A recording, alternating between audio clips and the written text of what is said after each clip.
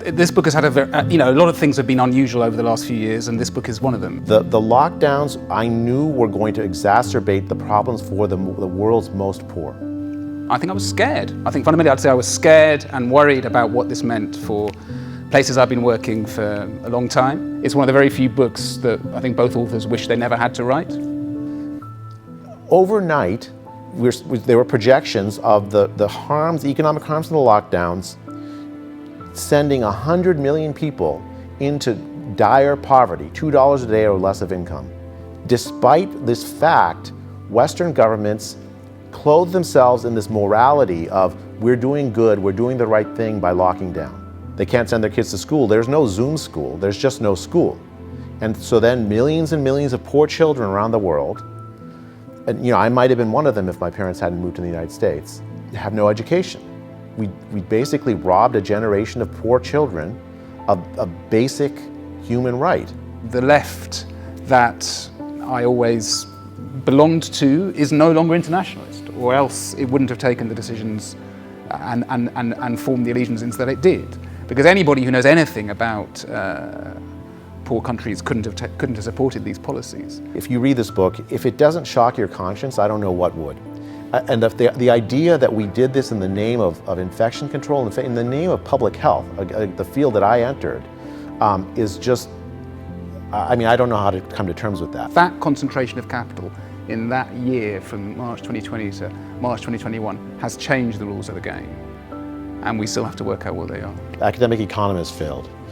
Public health, we're bound by ethical standards, every single one of which was violated during the pandemic. It was clear right at the start that the vast majority of people were not at risk from this virus. Courts failed, right?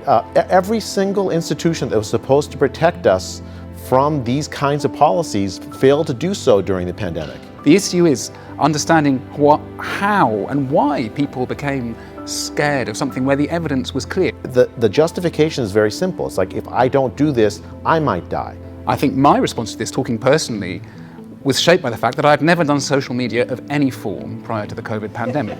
So I wasn't infected by this wall of stuff coming, which of course people got on their Facebook page and got on their Twitter feed. And when it happened, therefore, I had a different perspective. The fact that we are in a society that can blacklist a voice that says, look, there's a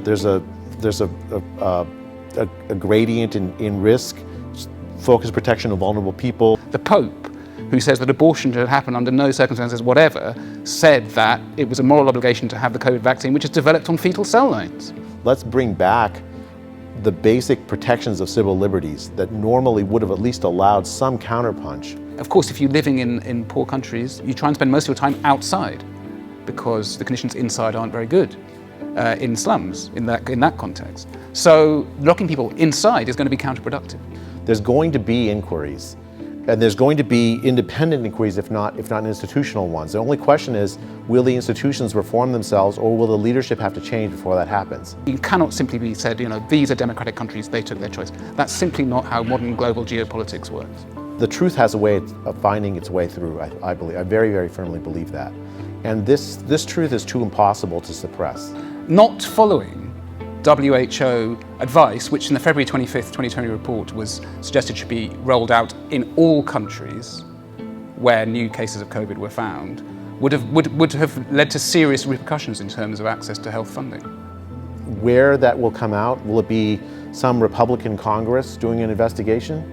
My God, that might be the way that it comes out. Like, who knows, right? But it will come out.